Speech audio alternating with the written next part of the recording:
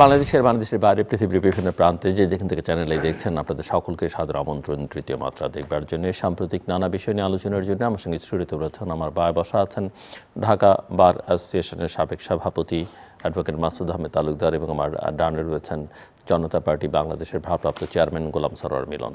স্বাগত আপনাদের দুজনকেই তৃতীয় মাত্রায়। জামায়াত ইসলামী কঠোর হুঁশিয়ারি দিয়েছে যে তারা কঠোর আন্দোলনে যাবে যদি গণভোট জাতীয় সংসদ নির্বাচনের আগে না হয়। তার বাইরেও তাদের 5 দফা দাবি আছে এবং সেই দাবি নিয়ে ইসলামী নানান দলকে নিয়ে তারা একটা ঐক্যবদ্ধ আন্দোলন তৈরি করবার চেষ্টা করছেন। ইতিমধ্যেই তারা ঢাকা অচল করে দেবার কথাও বলেছেন এবং তাদের কর্মসূচির একদিন পরেই আবার আওয়ামী লীগেরও সারা দেশে লকডাউন কর্মসূচি আছে। সো দেশ কোথায় যাচ্ছে আসলে? অ্যাডভোকেট মাসুদ আহমেদ তালুকদার, যেখানে বিএনপি নির্বাচনী ট্রেনে চড়ে ট্রেন চালু করে দিয়েছে বলে অনেকেই মনে করছেন, কিন্তু কেউ কেউ আবার বলেন যে এটা কি লাইনচ্যুত হবে কিনা বা কোনো দুর্ঘটনা ঘটবে কিনা এবং সেই দুর্ঘটনার ক্যাজুয়ালিটির পরিমাণ কী দাঁড়াবে সেটা নিয়ে অনেকের মধ্যে অনেক রকমের সংশয় আছে। অ্যাডভোকেট মাসুদ আহমেদ তালুকদার। জি, ধন্যবাদ আপনাকে এবং জনাব গোলাম সরোয়ার মিলন। এক সময় আমরা একই সময় ঢাকা ইউনিভার্সিটিতে আমাদের অবাধে বিচরণ ছিল। আজকে এই এতদিন এত পরিক্রমার পরে আজকে ওনার সঙ্গে আমার টক শোতে আবার দেখা হলো কথা। টক শোতে উনি আর আমি এর আগে আর কখনো আসিনি। জনাব গোলাম সরোয়ার মিলনকে ধন্যবাদ এবং আমাদের বক্তব্য আপনারা যারা শুনছেন। আমি আফ্রিকাতে গিয়েছিলাম, সেখানে ওই যে আপনাদের যেমন চ্যানেলের যে পরিবেশ আছে না, এরকম পরিবেশ দেখার জন্য বনে গেছিলাম আমি 1980 সনে। হঠাৎ খুব বিকট আওয়াজ শুনতে পেলাম, পাখির ডাক। পরে আমার কৌতূহল হলো যে এত বড় শব্দ কেন হচ্ছে, পাখিটা কেমন। পরে পাখিটাকে খুঁজে বার করা হলো, দেখা গেল খুব ছোট আকারের একটা পাখি খুব বড় আওয়াজ করছে। এত বছর পরে এসে আমি এখন দেখলাম যে রাজনীতি তো এরকম ছোট ছোট পাখিরা অনেক বড় বড় আওয়াজ করছে। আমি আফ্রিকার জঙ্গলে দেখেছিলাম সেই রকম পাখিরা এখন বাংলাদেশে, এবং বড় বড় পার্টিরা আবার সেসব ছোট ছোট পাখিকে পাখি প্রেম অনেকের থাকে, সেই জন্য যদি বড় পার্টিগুলো থাকে আমাদের তাতে দোষের কিছু নেই। এখন এইবার আমি আপনাকে বলি, আপনি নাম ধরেই জামাত ইসলাম সম্পর্কে বলেছেন এবং তাদের কর্মসূচি আপনি দেখেন। 5ই আগস্টের যে পরিণতি, স্বৈরাচারের পতন, হঠাৎ করে দেখা গেল যেই ছাত্ররা আন্দোলনে রাজনৈতিক দলের কর্মসূচির সাথে মুখ্য ভূমিকায় আসলেন, সেই আন্দোলনের পরিণতি হিসাবে স্বৈরাচারের পতন। স্বৈরাচারের পতনের পর দেখা গেল যে এই আন্দোলনের পুরোটাই জামাত এবং জামাতের নিয়ন্ত্রিত জামাতের ছাত্র সংগঠন, তারা এটার দাবিদার সেজে গেলেন এবং আন্দোলনে যাদের মুখ্য ভূমিকা আছে তারাও তাদেরকে বাহাবা দেওয়া শুরু করলেন। তার মধ্যে সবচেয়ে বেশি যেটা হলো যে ছাত্রদের যে সংঘবদ্ধ দল, তারা যে অবদান রাখলেন, জামাত তাদেরকে করে এভাবে বললেন যে ওরা আমাদেরই ছেলে পেলে, এবং তারা প্রকাশ্যে এই কথাও বলেছে যে আমাদের দলের ছেলে পেলে ছাত্রলীগ সেজে তাদের মধ্যে থেকে আন্দোলন করেছে পরে বের হয়ে। এবং যেই ছাত্ররা পরবর্তী সময় একটা রাজনৈতিক দল এনসিপি করলো, তারাও বললেন যে আন্দোলনে জামাতের ভূমিকা অনস্বীকার্য। কিন্তু তাদের এই প্রেম, তাদের এই উপলব্ধিবোধ খুব বেশি দিন কিন্তু টিকে নাই, পরে এটা ভেঙে গেল। আপনি দেখেছেন জামাত সম্পর্কে, জামাত এনসিপি সম্পর্কে জামাতের সেক্রেটারি জেনারেল যে মন্তব্য করেছে অত্যন্ত দুঃখজনক। আবার এনসিপি ইতিমধ্যে জামাত সম্পর্কে বলেছে যে জামাত, আপনারা শুনেছেন দেখেছেন কি কথাগুলো বলেছে, আমি আর ওইটা প্রতারণা করেছে সে কথা, সোজা কথা, জামাত প্রতারণা করেছে এবং এটা এনসিপি অনেক দেরিতে বুঝছে। এখন এনসিপি নতুন জন্ম নেওয়া একটি রাজনৈতিক দল এবং অপেক্ষাকৃত তরুণদের দল। একটা জাতি এরকম একটা নতুন সংগঠন, রাজনৈতিক সংগঠন আসবে এবং এদেরকে নিয়ে জাতি কিন্তু খুব আশাবাদী হবে, এটা খুব স্বাভাবিক। তারা ইতিমধ্যে আমি তাদের মুখে শুনেছি যে ক্ষমতা দখল তাদের উদ্দেশ্য না, রাজনীতি করা, জনগণের রাজনীতি করাই তাদের উদ্দেশ্য। এইসব কথাগুলো শুনতে অনেক ভালো লাগে এবং আমরা সেটা বিশ্বাসও করতে চাই।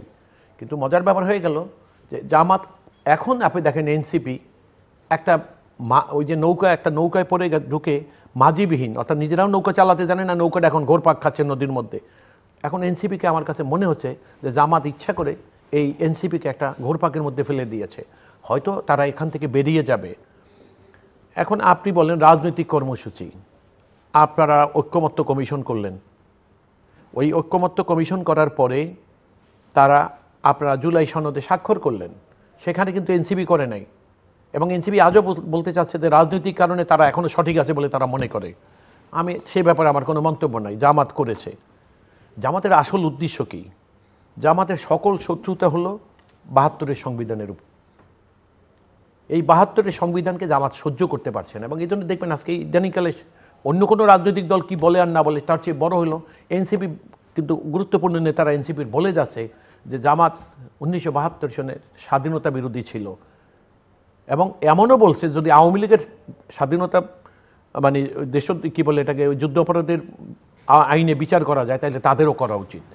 এই কথাগুলো কিন্তু বলছে। অথচ দেখেন আপনি এই জামাতকে আমি দেখেছি, জামাতের বড় বড় নেতাদের যখন, আমি খুব পরিষ্কার ভাষায় বলে যেতে চাচ্ছি যে তাদেরকে বিচারের প্রহসন করে স্বৈরাচার আওয়ামী লীগ যখন তাদেরকে ফাঁসির কাছে নিয়ে গেলেন, জামাত বলতে গেলে রাজনীতিতে একদম নিষ্ক্রিয় ছিলেন।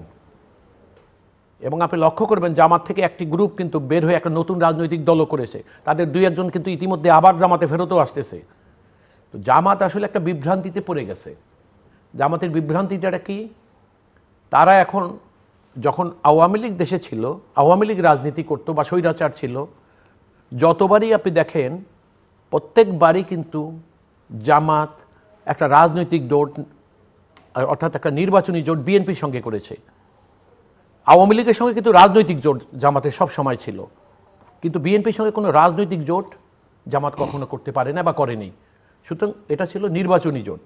এখন আপনি দেখেন তাহলে যেহেতু জামাতের সঙ্গে বিএনপির কোনো রাজনৈতিক জোট নাই, তাহলে আপনি দেখেন ১১ তারিখে তারা যে ডেকেছে তার পরের দিনই আওয়ামী লীগ, তাহলে আপনি দেখেন একটা তালে তারা কিন্তু একই তালে চলছে।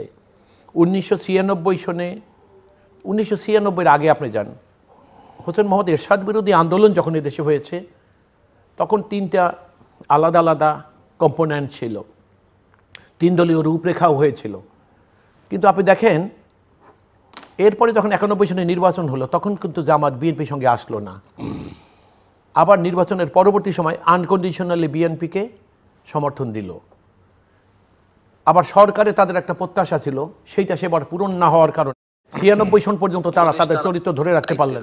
৯৬ সনে গিয়ে তারা আর তাদের কী করলেন, শালিকা মোহাম্মদপুরের একটা নির্বাচনী কেন্দ্র করে তারা কী করলেন, নতুন ফর্মুলা আবিষ্কার করলেন কেয়ারটেকারের, এবং সেটাকে নিয়ে গেল, হরণ করে নিয়ে গেল কে? আওয়ামী লীগ। তাইলে আপনি দেখেন সেই বিএনপির বিরুদ্ধে এই জামাত। তো জামাত আজকে এখন দেশের পরিস্থিতিটা কি? দেশে একটা পরিস্থিতি হলো এই যে, অর্থাৎ আমি যে কথাটা ওইভাবে বলতে চাচ্ছিলাম যে এখন যদি এদেশে আওয়ামী লীগ ইলেকশন করতো, অর্থাৎ আওয়ামী লীগ যদি ব্যান্ড না হতো, তাহলে আপনি দেখতেন এই জামাত ইসলাম কিন্তু বিএনপির সঙ্গেই থাকতো। বিএনপিকে নিয়ে যেরকম মিথ্যাচার করছে, যেরকম বিএনপির চরিত্র হনন করছে তারা, এটা কিন্তু ডে ওয়ান থেকেই করতেছে, অর্থাৎ ৫ই আগস্টের পরে স্বৈরাচারের পতনের পর থেকে, এবং সেইটার মাত্রা এখন দিনে দিনে তারা বাড়িয়ে দিচ্ছে। কেন বাড়িয়ে দিচ্ছে? তাদের একটা ধারণা যে রাজনীতিকভাবে রাষ্ট্র ক্ষমতা দখল করার তাদের যে একটা অভিলাষ, তারা এই মুহূর্তে কেবলমাত্র বিএনপিকেই মনে করছে তাদের এটার অন্তরায়। অর্থাৎ বিএনপি না হলে আপনি দেখেন, আমি জামাত ইসলাম, ইসলামী ঐক্যজোট, চরমোনাই পীর, এদেরকে আমি দেখেছি এরা ওই জামাত সম্পর্কে কী মন্তব্য করতে অথবা জামাত তাদের সম্পর্কে মন্তব্য করেছি। এখন আপনি দেখবেন প্রকাশ্যে তাদের, আমি দিবালোকে দেখেছি একজন আরেকজনের গালে চুমাও খায়। তাইলে বিষয়টা হলো কি, রাষ্ট্রীয় ক্ষমতাই মুখ্য, তাদের যে প্রেম ভালোবাসা আমরা দেখছি এটা কিন্তু মুখ্য নয়। তাইলে এখন রাষ্ট্রীয় ক্ষমতা দখল করার জন্য জামাত আসলে কিছুটা উন্মাদনায়, জামাতের মধ্যে উন্মাদনা তৈরি হয়ে গেছে। এই উন্মাদনায় তৈরি হওয়ার কারণে তারা প্রায় এখন চিন্তায় কর্মে অস্বাভাবিক আচরণ করে যাচ্ছে। জামাত বিএনপির কাছ থেকে, বিএনপির প্ল্যাটফর্মে উঠে যে আশ্রয় নিয়ে অস্তিত্ব রক্ষা করেছিল জামাত, তাদের শীর্ষ নেতাদের যখন বিচারের প্রহসন করে ফাঁসি দেওয়া হলো, আমি বলেছিলাম যে তাদের রাজনীতি প্রায় নীরব হয়ে গেছিল। এবং সবচেয়ে মজার হলো ৫ই আগস্টের পরে যখন একটা মুক্ত পরিবেশ আসলেন, তখন সব কিছু বলে, আপনি দেখেন যে আপনারা বলছেন যে ১১ তারিখে জামাতের একটা কর্মসূচি এবং পরের দিনই আওয়ামী লীগ আবার কী কর্মসূচি দিয়েছে, এটা এক সাংঘাতিক, এদের মধ্যে সাংঘাতিক একটা নিবিড় সম্পর্ক আছে। সেটা কোথায় আপনি দেখেন যে ৫ই আগস্টের পর হঠাৎ করে জামাতের আমির, কোনো প্রসঙ্গ নাই, পরিস্থিতি নাই, উনি কি বলে দিলেন যে আমাদের দলের অর্থাৎ জামাতের শীর্ষ নেতাদের যাদেরকে বিচারের নামে ফাঁসি দেওয়া হয়েছিল তাদেরকে আমরা মাফ করে দিলাম। তাইলে আপনি বুঝতে দেন এগুলা কি? আপনি কি মনে করছেন জামাত পরিকল্পনাহীনভাবে এই কথা বলেছে? না, উদ্দেশ্য নিয়ে এই কথা বলেছে। অর্থাৎ তারা বুঝেছে যে তাদের এখন আবার যেই আওয়ামী লীগ স্বৈরাচারের পতন হলো আন্দোলনের কাছে, সেই আওয়ামী লীগকে আবার ক্যাশ করা যায় কিভাবে, তারই একটা সূক্ষ্ম পরিকল্পনার অংশ ছিল ওই যে উনি যেটা বললেন। অথচ জামাতের বা জামাত করার সাধারণ মানুষকে, অথচ আবার একটা জিনিস দেখেন আপনি, জামাতের ওই যে সুলাইমান চৌধুরী সাহেব, তিনি এবং আরেকটা গ্রুপ তারা জামাত থেকে বেরিয়ে গেলেন, মনে আছে আপনাদের? বেরিয়ে গিয়ে তারা একটা রাজনৈতিক দল করলো। সেই রাজনৈতিক দল কারা করলেন? ওই সময় জামাতের যখন বিচারের নামে প্রহসন হচ্ছে, জামাতের শীর্ষ নেতাদেরকে প্রহসনের বিচার করে ফাঁসি দিচ্ছে, তখন দল থেকে একটা প্রগতিশীল অংশ সেজে তারা জামাত থেকে বেরিয়ে গেলেন। এবং আপনি আশা করলেন কি? তাদের আবার আশাটা কি জানেন? তারা কিন্তু কাজে কোনো ক্রমে অংশগ্রহণ করতে পারলেন না, স্বৈরাচারের বিরুদ্ধে কোনো রকম রাজনৈতিক কর্মকাণ্ডে অংশগ্রহণ করতে পারলেন না, কোনো রাজনৈতিক কর্মকাণ্ড চালু করতে পারলেন না। কিন্তু এদিকে আবার ঘরে বসে অভিযোগ করলেন কি এবং আশা করতে থাকলেন যে তারা যা যা আশা করছে স্বৈরাচারের বিরুদ্ধে যা যা করতে হবে সেটা বিএনপি করে দেবে তাদের জন্য। সেই জন্য বিএনপির বিরুদ্ধে নানা রকম অভিযোগ, অভিমান। অথচ বিএনপি কি করতেছে দেখেন আপনি, 16-17টা বছর একটা গ্রহণযোগ্য নির্বাচন মানুষের ভোট মানুষে দেওয়ার জন্যে বিএনপির নিরন্তর আন্দোলন করে গেছে। তো আমার কথার বক্তব্য হলো এইখানটায় যে জামাত, আপনি মনে করবেন না যে জামাত কোনো বিক্ষিপ্ত গেম খেলছে। জামাতের সবচেয়ে বড় অন্তর্জালা এখন, আপনি নিজে চিন্তা করেন। আমি খুব পরিষ্কার ভাষায় আজকে এখানে একটা কথা বলে যাচ্ছি, 1 মিনিটের মধ্যে শেষ করে দেব। পরিষ্কার একটা কথা বলে যাচ্ছি একটা ক্ষুদ্র নাগরিক হিসেবে দেশের, যে সংবিধান, এই সরকার সংবিধানে ওতপইরা দেশ চালাচ্ছে, সেই সরকারকে বলতে যাচ্ছে দেশে কোনো সংবিধান নাই। আপনি এই সংবিধানের সঙ্গে যে শত্রুতা, অর্থাৎ আপনারা যদি আজকে এই বাংলাদেশের সংবিধানকে অস্বীকার করতে চান, সেই সংবিধানকে অকার্যকর, অকেজো ঘোষণা করে সেখানে জুলাই সনদকে আপনারা ওইভাবে স্থাপিত করতে চান, সেইটা করার জন্য এখন উপযুক্ত সময় কিনা? এবং এই উপযুক্ত সময় যদি এটা না হয়ে থাকে তাহলে কোন সময় কিভাবে করতে হবে, কতটুকু এটাকে সংবিধানে সন্নিবেশিত করা যায়, সেটা প্রিয়াম্বেলে কিভাবে হয় অথবা কোনো জায়গায় আর্টিকুলেটেড করতে গিয়ে কিভাবে করতে হবে, সেটার জন্য একটা সংসদ ছাড়া সম্ভব না। জামাত এটা বুঝে না তা কিন্তু নয়, কিন্তু জামাত জানে যে পরবর্তী নির্বাচন হলে, দেশের মানুষের দ্বারা নির্বাচিত সংসদ হলে, জামাত আজকে যে সমস্ত ঘোলাপানিতে মাছ শিকার করতে চাচ্ছে সেগুলো তাদের জন্য খুব কঠিন হয়ে যাবে। এবং সে কারণেই তারা চাচ্ছে নির্বাচন। আপনি রেফারেন্ডামের কথা বলছেন, রেফারেন্ডাম দেওয়ার বাংলাদেশে কোনো সুযোগ আছে সংবিধানে? আমার মনে হয় সেই আলোচনা আমরা একটু পরে আসি। সুতরাং আমি মনে করি জামাত একটা সূক্ষ্ম পরিকল্পিত গেম খেলে যাচ্ছে, সেটা দেশের মঙ্গলের জন্য নয়, দেশের ক্ষতি হচ্ছে কি না সেটা নিয়ে তাদের কোনো মাথা ব্যথা নেই। ধন্যবাদ আজকের আমাদের সকলের প্রিয় সঞ্চালক জিলুর রহমান ভাই, আপনাকে এবং আমার সহ আলোচক অ্যাডভোকেট মাসুদ তালুকদার এবং অগণিত দর্শক শ্রোতাকে প্রীতি, শুভেচ্ছা, সালাম। আমি মাসুদ ভাইয়ের কথার ধারাবাহিকতা বলতে চাই যে আজকে যেটা আপনি শুরু করেছিলেন যে দেশ কোথায় যাচ্ছে, দেখেন 12 মাসের বেশি হয়ে গেছে যে আমরা একটা গণ অভ্যুত্থানের পরবর্তী এই 12 মাস নিকট অতীত। আমাদের সেদিনকার স্বপ্ন ছিল কিংবা প্রত্যাশা এবং প্রাপ্তির হিসাব যদি মিলাতে যাই, যে স্বৈরাচারের পতন, গণতন্ত্রের উত্তরণ এবং সুষ্ঠু অংশগ্রহণমূলক নির্বাচন, এবং এর মধ্য দিয়ে প্রতিষ্ঠিত হবে স্বচ্ছতা, জবাবদিহিতা এবং বাস্তবায়ন হবে সংস্কারের ঐক্যমত। আজকে কোথায় সেটা? ভাইয়ের প্রশ্নের উত্তরে বলতে চাই কোনোটাই হয়নি। আমরা গণতন্ত্রের উত্তরণের জন্য যে নির্বাচনের যে ফেব্রুয়ারির ডেটটা দেওয়া হয়েছে, আপনি জিলুর রহমান সাহেব সহ আমি ওনাকে আলোচনার একজন অংশীদার করতে চাই যে আজকে কারোর সামনে প্রশংসা করা উচিত না, যে আজকে তৃতীয় মাত্রা এমন একটি মাত্রা রাজনীতিতে গুণগত পরিবর্তনের ক্ষেত্রে এটা একটা ভূমিকা রাখছে। তিনিও অনেক অবজারভেশন দেন যেটা আমাদের চিন্তা চেতনার খোরাক হয়ে থাকে।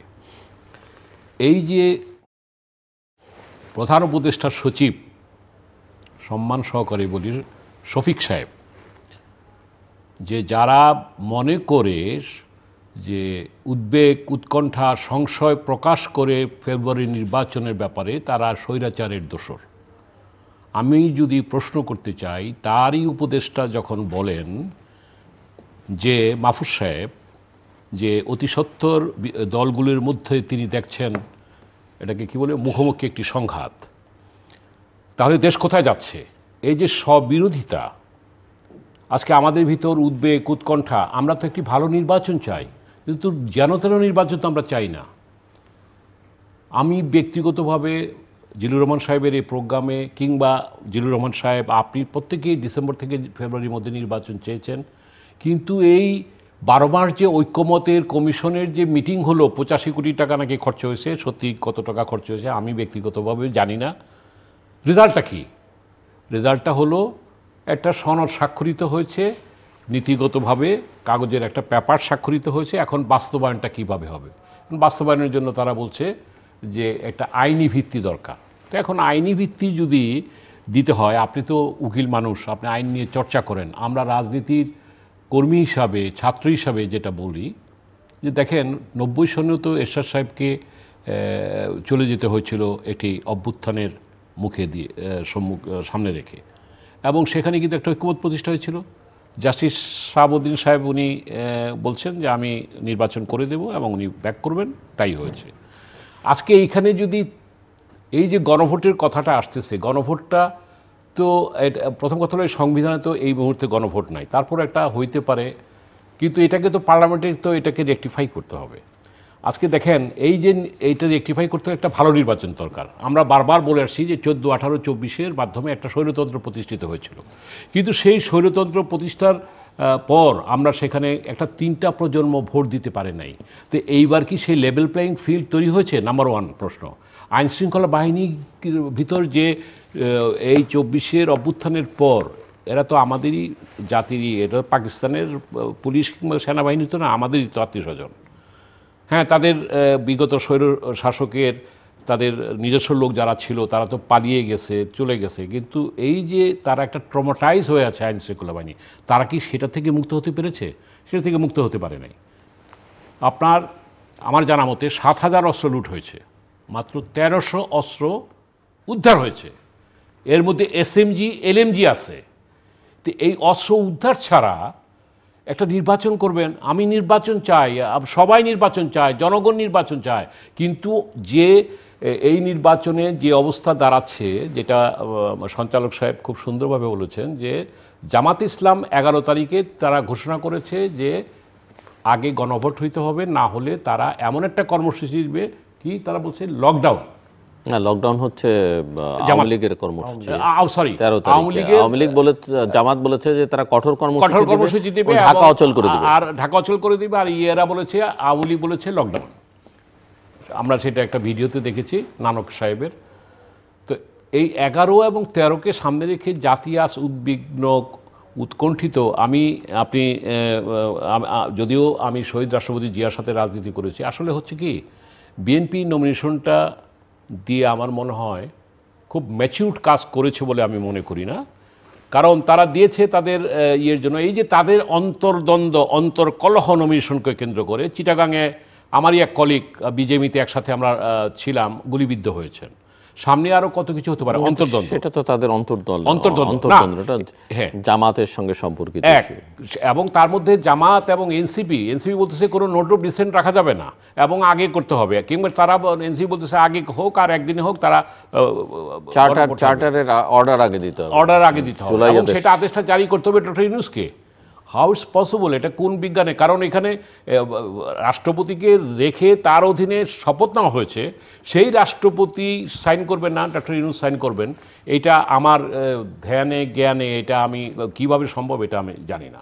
তো যাই হোক, আমি যে কথাটি বলতেছি যে আজকে 7টি আন্তর্জাতিক সংস্থা কিন্তু বলেছে যে একটা অন্তর্ভুক্তিমূলক নির্বাচন, অর্থাৎ আওয়ামী লীগের আমরা বিচার চাই, যারা লুণ্ঠন করেছে, হত্যা করেছে, যারা অন্যায় করেছে, তাদের বিচার হবে, কোনো বাধা নাই।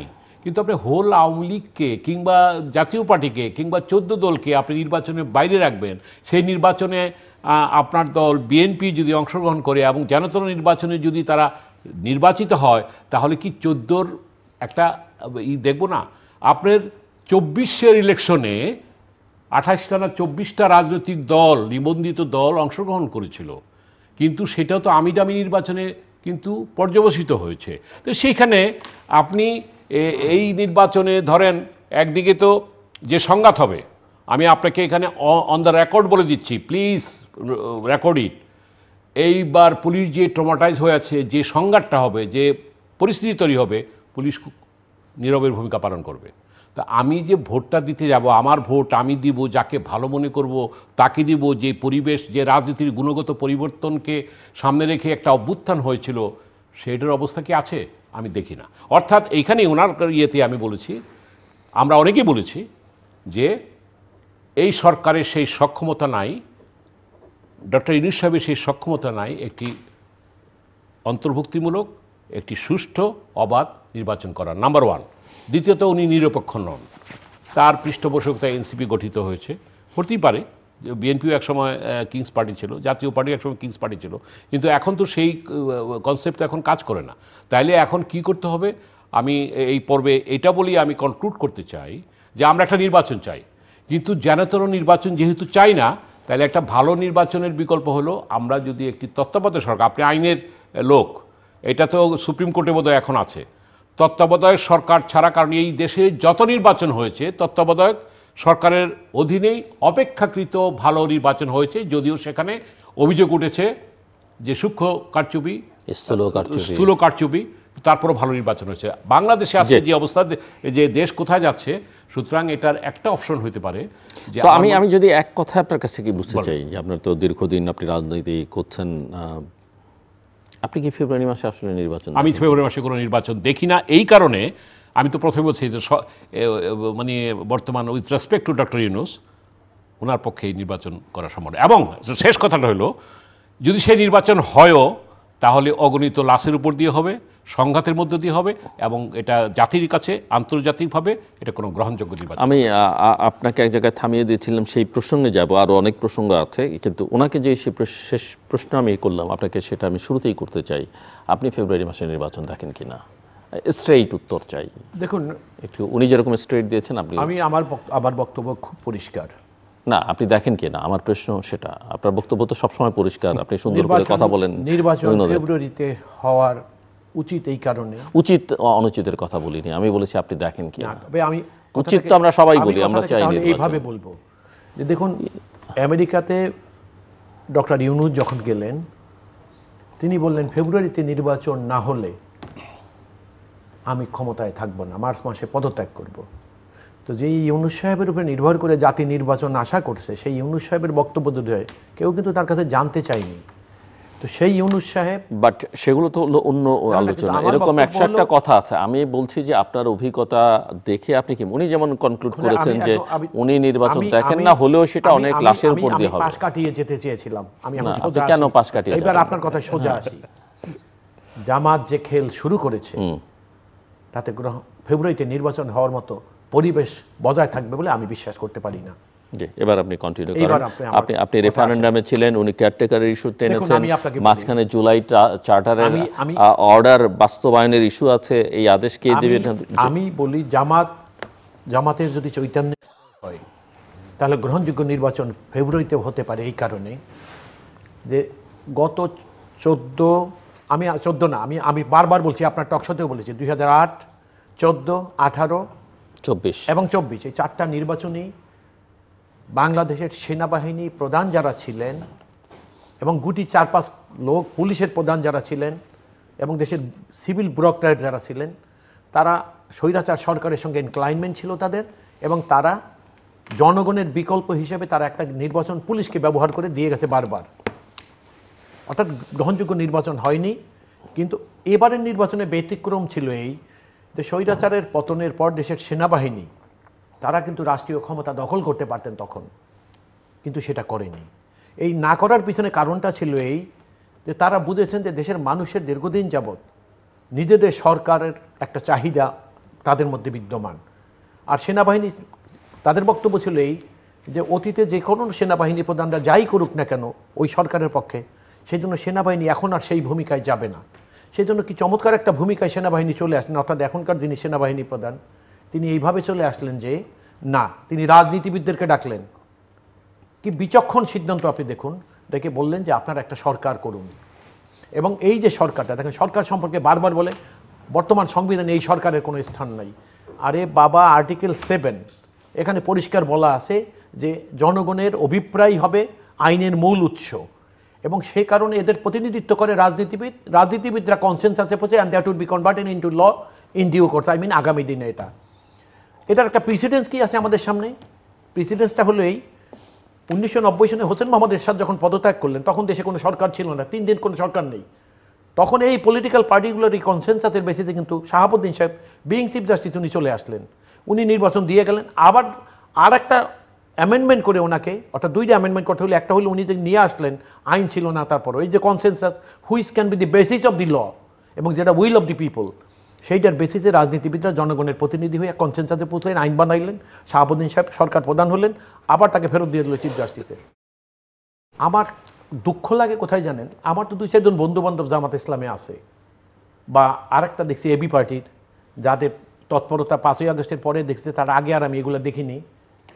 তারাও বলতেছে সংবিধান নাই দেশে, তারা এটা বলতেছে যে ইউনূস সরকার। আরে বাবা, অর্ডিন্যান্স কনভার্টেড ইন্টু ল, এটাকে রেটিফাই করা হয় পার্লামেন্টে। এই অর্ডিন্যান্স দেওয়ার একমাত্র মালিক সংবিধানে দিয়েছে, মালিকানা দিয়েছে, ক্ষমতা দিয়েছে রাষ্ট্রপতিকে। সেই রাষ্ট্রপতি এখন দেশে অর্ডিন্যান্স করবে না, অর্ডিন্যান্স করবে সরকার। এদেশের কোন, আরে বাবা, এটা তো যদি মিলিটারি গভর্নমেন্ট থাকে, আইয়ুব খান করেছিল একবার, তখন তো কনস্টিটিউশন সাসপেন্ডেড হইতো। যদি দেশে বিপ্লবী সরকার থাকতো, তাহলে এই বর্তমান এক্সিস্টিং কনস্টিটিউশন সংবিধানের অধীনে আজকে যারা রাষ্ট্র ক্ষমতায় সরকার আছে তাদের ওত পড়ার প্রয়োজন হইতো না। তাহলে বর্তমান এক্সিস্টিং মানে সংবিধানের অধীনে আপনি ওত পড়ে রাষ্ট্র ক্ষমতা দখল করে, আবার কোনো কোনো রাজনৈতিক দল যখন সেই সংবিধান বিরোধী নৈরাজ্যকর বক্তব্য দিছে, সরকার সেখানে নীরব থাকছেন। এই সব দ্বৈততা মানুষকে সংখ্যায় তুলে নিয়েছে। আপনি প্রশ্ন করেছেন, এই যে দেখেন চিটাগাংয়ের নির্বাচনী সভায় ইতিমধ্যে গুলি খেয়েছে, এই মাত্রাটা যদি বেড়ে যায় আরও কিছুদিন পর, এই দেশটাকে নিয়ে যারা, আমরা দেশটাকে নিয়ে যতটা না ভাবি, তার চেয়ে বেশি ভাবারও মানুষ তো এই দেশে আছে, এবং এটা খুব পরিষ্কার। একটা দেশের, আমি আপনার টকশোতে একদিন বলে গেছিলাম যে কিছু কিছু রাজনীতিবিদরা অতীতের কোনো সেনাবাহিনী প্রধানের বা কারো কর্মকাণ্ডে সেনাবাহিনীকে ঢালাওভাবে সমালোচনা করছে। তারা বলতে চাচ্ছে একটি প্রতিবেশী দেশের আধিপত্য থেকে আমরা মুক্তি চাই। আবার এই কথা বলার পর তারা কি করতেছে, সেই সেনাবাহিনী দেশের আধিপত্য, অর্থাৎ প্রতিবেশী রাষ্ট্রের আধিপত্য থেকে আমাদেরকে মুক্ত রাখবে, সেই সেনাবাহিনীকে উলঙ্গভাবে সমালোচনা করছে। তাইলে এখন ব্যাপারটা হলো, আপনি গ্রহণযোগ্য নির্বাচন দেখেন। বিএনপির আন্দোলন কি ছিল? বিএনপির আন্দোলন ছিল গ্রহণযোগ্য নির্বাচন, মানুষের ভোট মানুষে দিবে, কে সরকার হবে এটা নিয়ে বিএনপি কখনো ভাবে নেই, কোনো মাথা ব্যথাই ছিল না। সেইভাবে করে আন্দোলন করছে, নির্যাতনের শিকার হয়েছে, গুমের শিকার হয়েছে, হত্যার শিকার হয়েছে, বড় বড় নেতা, দলীয় গুরুত্বপূর্ণ ব্যক্তিদেরকে জীবন দিতে হয়েছে, এই শুধু একটিমাত্র কারণে জনগণ ভোট দিয়ে নিজের সরকার বানাবে। সেই বিএনপি যদি আজকে মনে করেন যেন তেন একটা নির্বাচন হয়, এবং এটা তো নিশ্চিত যে আগামী একটা গ্রহণযোগ্য নির্বাচন যখন দেশে হবে, সেই নির্বাচনে বিএনপির সঙ্গে পাল্লা দেওয়ার মতো কেউই নাই। যদিও কিছু কিছু লোকে এত বড়, ওই যে ছোটো পাখির বড় ডাকের মতো আমি শুনি, কিন্তু এটা তো নিশ্চিত বিএনপি ক্ষমতায়। কিন্তু বিএনপি ক্ষমতায় যাওয়ার পর যদি বিএনপির অন্তর্জ্বালা হয় যে আমরা 14টা বছর জাতির কাছে আমাদের নিজেদের জীবন থেকে আমরা বিলিয়ে দিয়েছিলাম মানুষের ভোট মানুষকে নিশ্চিত করার জন্যে, সেই নির্বাচন যদি, অর্থাৎ আপনি মানুষকে বাদ দিয়ে আবার মানুষের ভোটের, পপুলার ভোটের দেশের সরকার নির্বাচন করেন, অর্থাৎ একটা অংশের জনগণকে যদি বাদ দিয়ে একটা নির্বাচনে যান, অপরাধ করেছেন আপনি, এর জন্য বিচার ওনার বা আমার হবে তা তো হওয়া উচিত না। কিন্তু আমরা কি বলছি, ঢালাওভাবে বলে যাচ্ছি এটাই। সেই জন্য নির্বাচনে যদি মানুষকে আকৃষ্ট করা না যায়, মানুষ যদি নিজেরা নিজেদের ভোট না দিতে পারে, তাহলে আপনি গ্রহণযোগ্য নির্বাচন হবে না। আর গ্রহণযোগ্য নির্বাচন না হলে সরকার যিনিই হবেন তার অন্তর্জ্বালা হবে। এবং আপনাকে আমি পরিষ্কার ভাষায় বলে দিচ্ছি যে এই যাদের আন্দোলনের কারণে, যাদের অরাজনৈতিক আচরণের কারণে এখন অনেকের মনে সংখ্যা তৈরি হচ্ছে যে নির্বাচন ফেব্রুয়ারিতে হবে কি না, সেই নির্বাচন ফেব্রুয়ারিতে যদি হয়েও যায়, তারপরে তাদের এই অরাজনৈতিক কর্মকাণ্ড যদি তারা আরও মাত্রা বাড়িয়ে দেয়, তাহলে নির্বাচিত সরকারও যিনি আসবেন তার জন্যও তো, তাইলে হইল কি, 5ই আগস্টের পর যে কনসেনসাসে আপনারা বুঝলেন, যে কারণে জুলাই সনদ স্বাক্ষর হলো, এত আনুষ্ঠানিকতা হলো, একবার বললেন করবেন না, পরে বললেন করবেন এবং করে দিয়ে আসছেন, তাহলে এই সমস্ত প্রহসন করে লাভটা কি? আপনারা কি মনে করেন দেশে কি মানুষ নেই? এই যে রাজনীতির নামে যে প্রহসনগুলো চলছে, সেই প্রহসনগুলো কি দেশের মানুষ লক্ষ্য করছে না? এই দেশের মানুষের কাছে আমরা তো রাজনীতির সময় কথাই বলে ফেলি, জনগণের কাছে জবাবদিহি সরকার। এই কার কাছে জবাবদিহিটা? জনগণের কাছে। তো আজকে যারা ক্ষমতা দখল করতে চান, রাজনৈতিক প্রতিপক্ষকে উলঙ্গভাবে অন্যায়ভাবে চরিত্র হনন করতেছেন, আবার নিজেরা যা করতেছেন সেটার দিকে মোটেও ভ্রুক্ষেপ করছেন না। সেই জন্য আমার হিসাব হলো একদম পরিষ্কার, সংবিধান মেনে নিতে হবে, সংবিধান সংশোধন হবে জাতির প্রয়োজনে। এই সংবিধান বিএনপি যদি মনে করেন, আমি পরিষ্কার ভাষায় আপনাদেরকে বলি, আমি সালাউদ্দিন সাহেবকে ধন্যবাদ দিই। সালাউদ্দিন সাহেব এই ঐক্যমত্য কমিশনে যে সমস্ত বক্তব্য দিয়েছে, জাতি অনুপ্রাণিত হয়েছে তার এই বক্তব্য।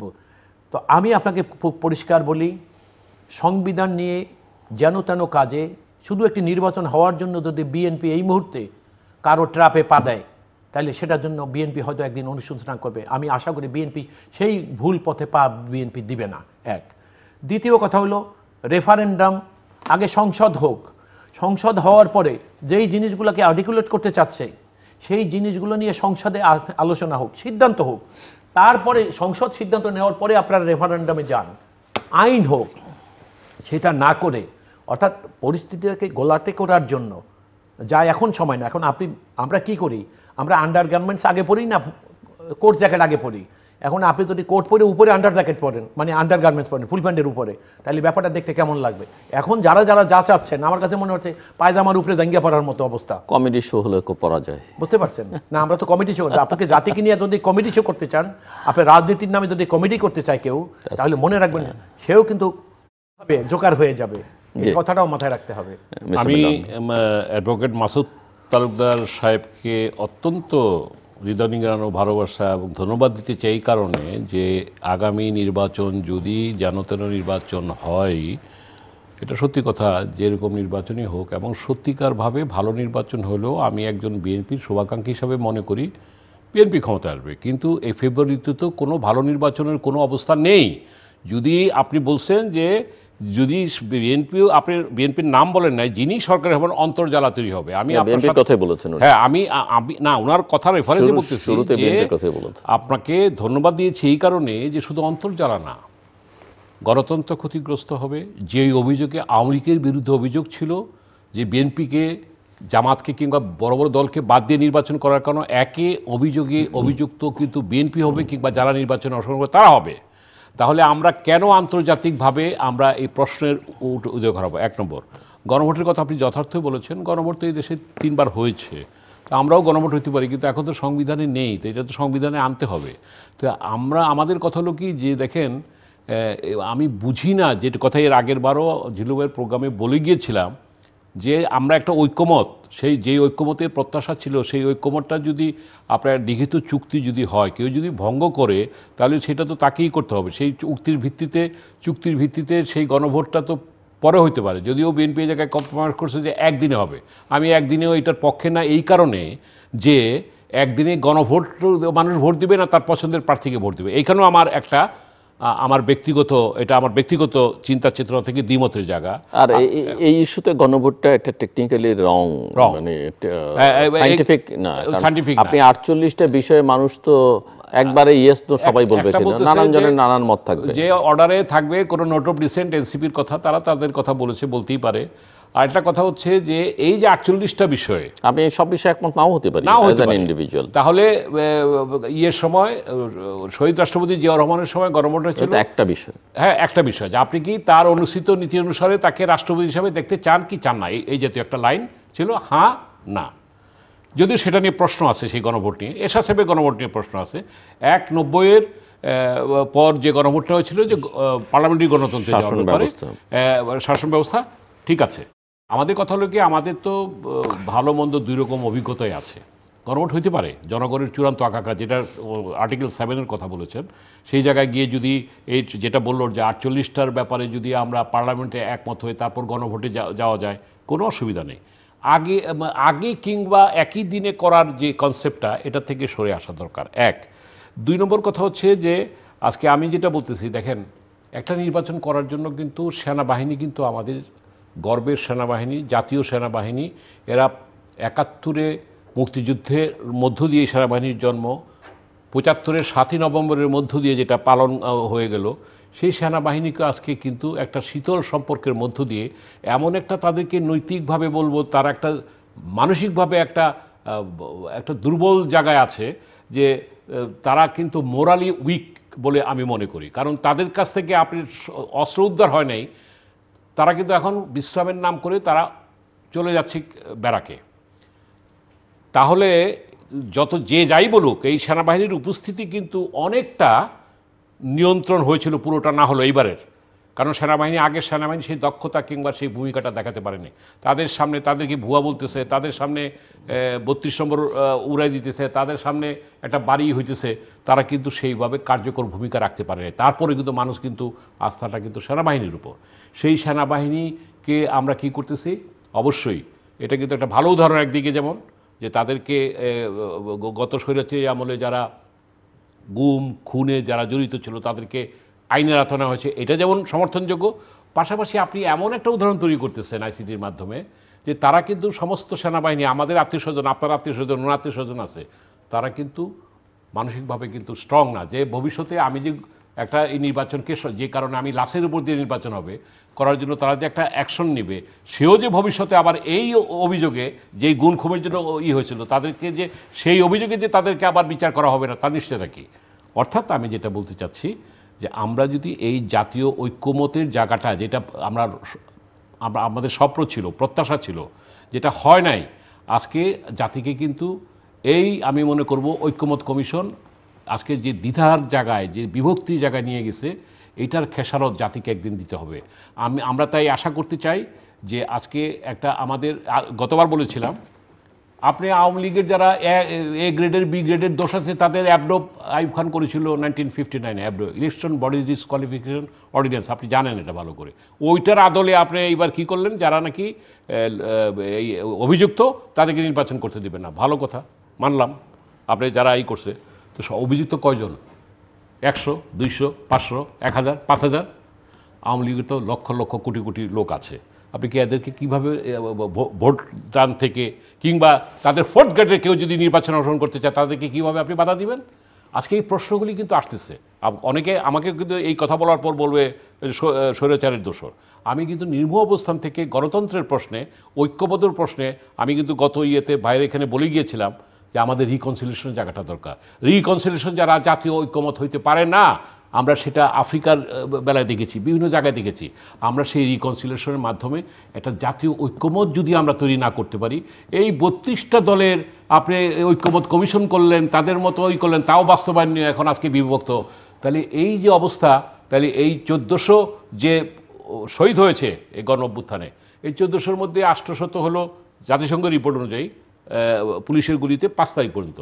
পরবর্তীতে তো পুলিশেরও তো 500-600 মারা গেছে, ওইটারও তো বিচার করতে হবে। অর্থাৎ আমি কথাতে বোঝাতে চাচ্ছি, সব হত্যারই বিচার হওয়া উচিত।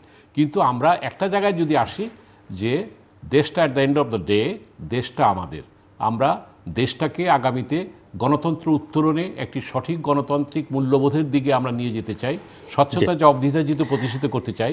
এইভাবে করে কিন্তু আজকে আমরা যে জায়গায় যাচ্ছি, আমার মনে হয় ভবিষ্যতের প্রজন্মের কাছে আমাদেরকে। মাসুদ আহমেদ তালুকদার, কেয়ারটেকার গভর্নমেন্ট ইস্যুটা এখন অ্যাপিলেট ডিভিশনে, এবং এটা কি আপনি একজন আইনজীবী হিসেবে মনে করেন যে এই বিষয়ের সিদ্ধান্ত কি হবে, এবং এটা নেক্সট কোর্স অফ অ্যাকশনগুলো কি হবে বলে? আমি আপনার এই কথায় আসার আগে আমি একটা দুইটা কথা আমি না বলে পারছি না। হঠাৎ একটা আন্দোলন হলে রাষ্ট্রপতির পদত্যাগ করতে হবে, তখন স্পিকার পদত্যাগ করলেন, ডেপুটি স্পিকার জেলে। নিয়ম হলো রাষ্ট্রপতি যদি কোনো কারণে পদত্যাগ করেন বা অনুপস্থিত থাকেন, তাহলে বিষয়টা দাঁড়ায় এই যে স্পিকার অটোমেটিক্যালি দেশের ভারপ্রাপ্ত রাষ্ট্রপতি হয়। তাহলে স্পিকার পদত্যাগ, ডেপুটি স্পিকার জেলে, রাষ্ট্রপতি পদত্যাগ, দেশটা কোথায় যেত বলেন আপনি? যদি এই ফর্মুলায় সেটা যদি বাস্তবায়ন হতো, দেশটা কোথায় যেত? 106 বারবার বলে সেই রাষ্ট্রপতি পদত্যাগের সময়, তখনই আমি আপনার এখানে একবার বলেছিলাম যে যদি রাষ্ট্রপতি, এই যে 106টা কে চায়? রাষ্ট্রপতি চায়। সুপ্রিম কোর্টের কাছে 106 দ্বারা আর্টিকেল 106-এ যে সুপ্রিম কোর্টের যে মতামতটা চাওয়া হয়, এটা কে চায়? রাষ্ট্রপতির অপিল চায়। তো রাষ্ট্রপতি না থাকলে এটা কে চাবে? আপনি দেখেন না আপনারা কি শুরু করছে, যে তারা অর্ডিন্যান্স করবে। আমি এত আজগুবি, অর্থাৎ দেশে লেখাপড়া জানা মানুষ অশিক্ষিত মানুষের মতো কথা বলবে, এটা তো আসলে দুঃখজনক। যাই হোক, তারপরে যেটা আপনি ঐক্যমত্য কমিশন তৈরি করা হয়েছিল রাজনীতিবিদদের মধ্যে একটা ঐক্য তৈরি করার জন্য, যেই ভদ্রলোককে হেড করা হইলো। আমি বারবার একটা কথা সব সময় টকশোতে বলি যে অরাজনৈতিক ব্যক্তিরা রাজনীতির পথ ঠিক করে দিচ্ছে। কয়দিনের জন্য এরা কোথায় থাকবে, এরপর কোথায় যাবে? রাজনীতিবিদরা ওনারা লিখে দিয়ে যাবে, সেইটা অক্ষরে অক্ষরে পালন করে রাজনীতিবিদরা দেশে রাজনীতি করবে। এই অরাজনীতিবিদরা যে নিজের মধ্যে একটা সুপ্রিমেসি, যে আমরা রাজনীতিবিদদের থেকে বেশি বুঝি। আরে বাবা, বেশি বুঝেন না আপনারা, কোনো দিনই বুঝবেনও না। কিন্তু তারপরও বারবার কিন্তু একটা প্রচেষ্টা 111 থেকে শুরু করে আমি দেখেছি যে রাজনীতিবিদদেরকে জায়গাটা দখল করতে চায় অরাজনৈতিক লোকরা। এবং দেখবেন কিছু কিছু মানুষকে দিয়ে বলায় যে রাজনৈতিক সরকারের চাইতে অরাজনৈতিক সরকার দেশের জন্য কী মঙ্গল এখন দেশে হইতেছে তো দেখতেই আছেন আপনারা। তো সেনাবাহিনী যে কথাটা আমি বলছিলাম যে ফেব্রুয়ারিতে গ্রহণযোগ্য নির্বাচন এই কারণে হইতে পারত, যদি হয় এবং হবে, যদি হয় তাহলে এই কারণে হবে যে সেনাবাহিনী বাংলাদেশের তারা নির্বাচনে এখন আর কোনো স্টেক হোল্ডার না। অর্থাৎ অতীতের সেনাবাহিনীর দুই একজন প্রধানরা যেটা করেছিলেন যে স্বৈরাচারকে রাষ্ট্র ক্ষমতায় আনতেই হবে, সেইভাবে এবার কিন্তু রাষ্ট্র ক্ষমতায় সেনাবাহিনী কোনো রাজনৈতিক দলকে আনার জন্য অবস্থায় নাই। যে কারণে আমরা বিশ্বাস করতে পারি সেনাবাহিনীর এবারকার ভূমিকায় গ্রহণযোগ্য নির্বাচন হবে। আর এটা হওয়ার প্রমাণ ইতিমধ্যে তারা রেখেছেন কিভাবে, যে স্বৈরাচারের পতনের পর যেহেতু তারা রাষ্ট্র ক্ষমতা দখল করে নেয়, তাহলে রাষ্ট্র ক্ষমতা দখলের অভিলাষ তাদের নাই এবং তাদের কাউকে ক্ষমতায় বসানোর অভিলাষও নাই। তারপর এরপর হলো আপনি যে কথাটা বলছিলেন কেয়ারটেকার গভর্নমেন্ট ইস্যু। দেখেন, যেই শিশুর এখনো জন্মই হয়নি তার বিয়ের তারিখ ঠিক করাটা যুক্তিসঙ্গত না। না, আমি জানতে চাইছি যে যেহেতু অ্যাপিলেট ডিভিশন আছে, না অ্যাপিলেট ডিভিশনে আছে, এটা কবে জাজমেন্ট হবে, এটার ইফেক্ট কবে থেকে দিবে, আমরা আগে যেমন মানে ধরেন হাইকোর্টের যে ডিসিশন অ্যাপিলেট ডিভিশন যদি সেটাকে আপহোল্ড করে তাহলে কি দাঁড়াবে? না, দাঁড়াবে এইটাই যে কেয়ারটেকার প্রথাটা আবার ফেরত আসলো। তো কেয়ারটেকার প্রথাটা ফেরত আসা মানে যেমন আগে কি ছিল, আমি আবার এখন আপনাদেরকে বলি, বর্তমানে রাষ্ট্রীয় ক্ষমতা একটা সরকার আছে, এই সরকারটাকে আপনি কি মনে করেন এরা উড়ে এসে জুড়ে পড়ছে? না, সেই আলোচনা পরে। আমি কেন বলছি ওইটার সাথে এটা রিলেশন আছে। তাহলে since there is an existence of a government, কালকে যদি সুপ্রিম কোর্ট বলে দেয় ইয়েস কেয়ারটেকার অর্থাৎ 58C আবার রিইনস্টিটিউট হলো, এটা আবার আর্টিকুলেটেড হবে, তাহলে ওইটার ইফেক্টটা কোথায় যাবে সেটাও তো সুপ্রিম কোর্টকে বলতে হবে। ওনারা কি বলে দিতে পারবে যে ঠিক আছে আমরা আজকে ভার্ডিক্ট দিলাম, কেয়ারটেকার ফেরত আসলো, আগামীকাল সকালে এই বর্তমান সরকার সব পদত্যাগ করবেন আর নতুন কেয়ারটেকার সবাই এখানে চলে আসবেন? ওই 58Cতেই ছিল এইটাই যে ইলেক্টেড গভর্নমেন্ট রেজিগনেট, অর্থাৎ দেশের লিডার অফ দি হাউস যখন পার্লামেন্টকে ডিজলভ করে দিবে তখন রাষ্ট্রপতির কাছে বললে automatically the government will cede to the caretaker. সেই কেয়ারটেকার যদি ফেরত আসে তাহলে সেখানে কেয়ারটেকার ফেরত আসার পরে কেয়ারটেকারে কখন সিসিট হবে গভর্নমেন্ট? এখন আমাদের এই গভর্নমেন্ট, এটা ইটস এ পপুলার গভর্নমেন্ট, এখন তারা রাষ্ট্রীয় ক্ষমতায়, তাহলে একটা পপুলার গভর্নমেন্ট অটোমেটিক্যালি ডিজলভ হয়ে যাবে ব্যাপারটা তো তা না। এমন হতে পারে যেমন ইউনূস সাহেব যে কথাটা বলেছেন ফেব্রুয়ারি নির্বাচন না হলে মার্চে পদত্যাগ করবো, তাহলে ইউনূস সাহেবের সরকার যদি কাল কেমন একটা হয়, এদিকে কেয়ারটেকার আইন আবার পুনর্জন্ম নিল, ওইদিকে সরকার নিজেরা স্বেচ্ছায় চলে গেলেন, তো দেশ তো আর ভেকুয়ামে পড়ে থাকবে না, একটা সরকার লাগবে। তখন ওই সিদ্ধান্ত অনুসারে যদি মনে করে যে না হ্যাঁ দেশে আবার একটা নির্বাচিত সরকার না আসা পর্যন্ত একটা, আর যদি কেয়ারটেকার আইনটা থাকে তখন কি হবে, এই আইনের স্পিড অনুসারেই দেশটা আবার কেয়ারটেকারের অধীনে চলে যাবে। কিন্তু এখন যে পরিস্থিতি তাতে কেয়ারটেকার আইন যদি 2 সপ্তাহ বা 15 দিন 1 মাস পরে পাসও হয়, এই গভর্নমেন্টকে এই মুহূর্তে রিপ্লেস করার মতো কোনো সুযোগ ওই কেয়ারটেকার আইনে সেটা থাকবে না। এটা হলো আমার বক্তব্য। মানে আইনে থাকবে না কেন? আইন তো আইনই না, আইনে থাকবে না মানে আইন থাকবে কিন্তু আইনের প্রয়োগও তো এটা থাকবে। এটা কবে থেকে কার্যকর হবে? যেমন 58C-তে বলা ছিল নির্বাচিত গভর্নমেন্ট ডিজলভ হওয়া মানে অটোমেটিক্যালি সিসিট টু দি কেয়ারটেকার। এখন এই আইনে কি বলবে? এই আইন কি সুপ্রিম কোর্ট বলে দিবে যে না ঠিক আছে আমরা কেয়ারটেকার আইনকে পাশ করে দিলাম, এটা আবার সংবিধানে ফেরত যাবে, ওই 58C-তে আবার এটা পুনর্জীবন হলো, আর আগামীকাল সকালে এই সরকার চলে যাবে, কেয়ারটেকার নতুন সরকার আসবে? নিশ্চয়ই এরকম কথা তারা বলবে না, বলার কথাও না। তাইলে যেহেতু এটা বলবে না, তাইলে এটা কোন সময়, অর্থাৎ এই কেয়ারটেকার সংবিধানে সন্নিবেশিত হবে ঠিকই, কিন্তু এটা হবে কি ইলেকশন যদি ফেব্রুয়ারিতে হয়, একটা নির্বাচিত সরকার হয়, সেই সরকার অটোমেটিক্যালি বা যদি তার 5 বছর টেনিউরটাকে সে পুরা করে, তাহলে কি হবে ওই 5 বছর শেষ হওয়ার পর ওই সময় অথবা এই সরকার চলে গেলে যদি আবার সেই রাজনীতিবিদরা আবার কনসেন্সাস একটা ভ্যাকুয়াম হয়, তখন দেশের এক্সিস্টিং আইন থাকলে কি হবে, রাজনীতিবিদদের কনসেন্সাসেও তখন আর পুষতে হবে না, তখন একটা অটোমেটিক কেয়ারটেকার গভর্নমেন্ট ফর্ম চলে আসবে। মিস্টার গোলাম সরোয়ার মিলন। জি, আমি আমার প্রিয় মাসুদ ভাইয়ের সাথে অত্যন্ত বিনয়ের সাথে দ্বিমত করে বলতে চাই, সেটা হচ্ছে যে এরশাদের 90-এর সময় আইনে তো ছিল না যে শাহাবুদ্দিন সাহেব দায়িত্ব নেবেন এবং চলে যাবেন, তারপরে এটা রেটিফাই করা হয়েছে। আপনি এখন বলতেছেন যে কেয়ারটেকার হবে না কেন? সাপোজ আমরা ডক্টর ইউনূস সাহেবকে সম্মান করি, উনি সম্মানের সাথে চলে যাবেন, এটাও যেমন বিশ্বাস করি, একটা প্রক্রিয়ার মধ্য দিয়ে, সেফ এক্সিটের মধ্য দিয়ে আমরা এটা ঠিক একটা জন আকাঙ্ক্ষার ভিত্তিতে উনি দায়িত্ব গ্রহণ করেছিলেন। এখন 106-এর যে কথাটা বললেন সেটার ভিত্তিতে প্রথম কথা হলো যে যেটা উনি প্রশ্নটা করার চেষ্টা করেছেন, যে আমার মনে হয় আমি যদি ভুল না করে থাকি, প্রধান বিচারপতি একটি প্রশ্ন করেছিলেন অ্যাটর্নি জেনারেলকে কিংবা যে এটা এফেক্ট হবে কবে থেকে, যদিও সেটার কোনো হয় নাই। এখন ধরেন সেখানে যদি বিধানটা এরকম থাকে যে এই সরকার তার দায়িত্ব পালন করলো, সেটা উনি চলে যান কিংবা চলে যেতে বাধ্য হন, এটা আমি বলবো না। এটা তো এমনও হইতে পারে যে উনি ধরেন এই যে 11 এবং 13 তারিখের কিংবা বিভিন্ন ইয়ের কারণে ঐক্যমত হলো না, নির্বাচনটা আমি দেখি না, এটা শূন্যতার মধ্যে তো থাকতে পারে না। সেইখানে আমরা যদি ঐক্যমতের ভিত্তিতে যদি এইটা করা হয় যে এই caretaker government is the option to do a better election for next upcoming election, এবং সেটার জন্য 106-এর কথা বলছেন আপনি তো আইনজ্ঞ। এইবার 106-এর যে ভার্ডিক্টটা না হয়েছিল, কোথায় বসছিল, যেটা আমাদের অ্যাডভোকেট মহসিন রশিদ সাহেব উঠাইছেন, এবং উনি এটা নিয়ে সেই 106-এর অনুচ্ছেদে রাষ্ট্রপতি কোথায় আমাদের চিফ জাস্টিস বসছিলেন, এটা তো ভাই সত্যি কথা। আজকে এই আমাদের যেহেতু এই সরকারকে একটা ধন্যবাদ দিতে চাই, আর কিছু না হোক আমরা ফ্রিলি কথা বলতে পারছি, আগে যেটা অনেক সময় বাধা নিষেধ ছিল, এইটুকু অন্তত আছে। এবং আমি এখন বের হলে ওই ইউনূস সাহেব নিশ্চয়ই তার ডিবিকে কিংবা ওই ডিজিএফআইকে দিয়ে আমাকে ধরিয়ে নিয়ে যাবেন আর করার জন্য। State decision, only the option is caretaker government for next election, এটা আমি দ্যাটথইন কণ্ঠে বলতে চাই। কারণ যেহেতু এই সরকার প্রথম কথা হতো আমি মনে করি না যে ফেব্রুয়ারির মধ্যে ইলেকশন করতে পারবে। কে ইলেকশনটা করাবে? সুতরাং উনি তো নিজেই বলেছেন যে আমি ফেব্রুয়ারির পরে থাকবো না, সুতরাং ইলেকশনটা ফেব্রুয়ারিতে হোক অথবা মার্চ এপ্রিলে হোক, যখনই হোক, একটা ক্যারটেকারের অধীনে নির্বাচনটা হলে জনগণ আশ্বস্ত হবে। এবং সেটা 106-এর রেফারেন্সেই একটা যেভাবে একটা নিয়েছিল, প্লাস এই যেটা উনি প্রশ্ন করেছেন, যেটা যদি একটা ভার্ডিক্ট হয় যে হ্যাঁ ক্যারটেকার ইজ রিভাইভড, প্রশ্ন উঠবে কখন থেকে। এই কখনের ব্যাপারে যদি আপনিও বললেন রাজনীতিবিদরা যদি ঐক্যমত হয় যে হ্যাঁ এদের আন্ডার ইলেকশন হোক ফেব্রুয়ারিতে, অথবা প্রথম কথা হলো যে উনি পারবেন না, কারণ উনি তো আজকে জাতি বিভক্ত হয়ে গেছে।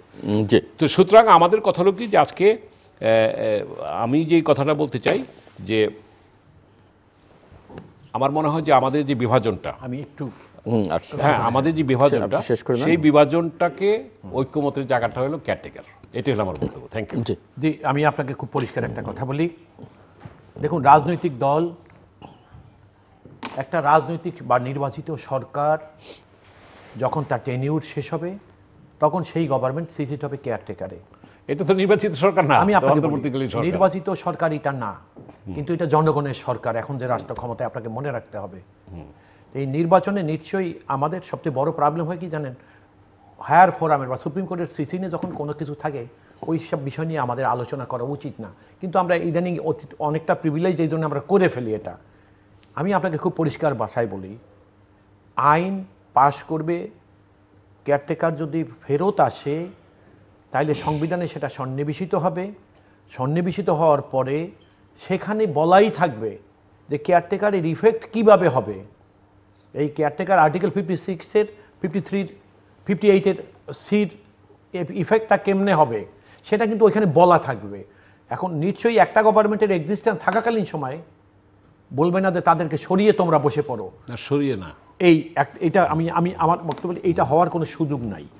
এটা আমরা যদি মনে করি হ্যাঁ, পরিস্থিতি যদি এরকম হয়ে সলিউশনের যায়, অপশন আমি বলছি পরিস্থিতি যদি এরকম হয়, কোনো কারণে ফেব্রুয়ারির নির্বাচন হলো না, পরিস্থিতি যদি এমন হয় এই সরকার থাকলো না, পরিস্থিতি যদি এমন হয় যে দেশের রাজনীতিবিদ সহ সকল স্টেক হোল্ডাররা আবার বসতে হয় যে হ্যাঁ এখন দেশের সরকার কোথায় যাবে। যেমন আপনি বলেন বর্তমান সরকার যখন আসছে তখন কিন্তু দেশে কেয়ারটেকার আইন ছিল না, কিন্তু আবার যদি কেয়ারটেকার আইন হওয়ার পরে দেখা গেল যে এই সরকারও নিজেরা চলে গেলেন, তাদের দায়িত্ব পালনে তারা অনীহা বা অনাগ্রহ প্রকাশ করে চলে গেলেন, তখন তো দেশটা তো আর খালি থাকতে পারবে না, একটা সরকার লাগবেই। তখন কি ওই সরকার কনসেনসাসে হবে না ওই সরকার তখন ওই আইনের মধ্যে বলা থাকবে বা ইফেক্ট দেওয়া থাকবে যে তখন সরকার শূন্য হলেই কেয়ারটেকার অটোমেটিক্যালি রাষ্ট্রীয় ক্ষমতা মানে গভর্নমেন্ট সিসিড হয়ে কেয়ারটেকারে চলে যাবে? সেটা ওই আইনের উপরে নির্ভর করবে। আইন কালকে কিভাবে কি ফর্মে আসতেছে সেই জিনিসগুলো আমরা জানি না। হ্যাঁ, আমাদের আমি শেষ করে দিচ্ছি, এক লাইনে বলি, আপনাকে সাপ্লিমেন্ট করতেছি। সাপ্লিমেন্ট আমার কথা হলো কি যে 1988 সনে এরশাদ, আমি তখন পার্লামেন্টে, আমি আপনাকে বলে দিচ্ছি সুবিধার জন্য উত্তর দিবেন আপনি, আমার মনে আছে, আমি আপনাকে বলে দিচ্ছি, আপনি শুনেন। আমার বক্তব্য হলো আর্টিকেল 7 যতদিন এই সংবিধানে থাকবে ততদিন পর্যন্ত মানুষের যে অভিপ্রায় সেটা দেশের ভবিষ্যৎ আইনের সোর্স হিসাবে ব্যবহার করা হবে। আচ্ছা, তাহলে এরশাদ সাহেব যখন ছিলেন না, দেখেন আপনি এরশাদ সাহেব পদত্যাগ করলেন, শেষ করতে হবে। আমি শেষ করছি ভাই, আমি শেষ করে দিই, আপনি বলেন।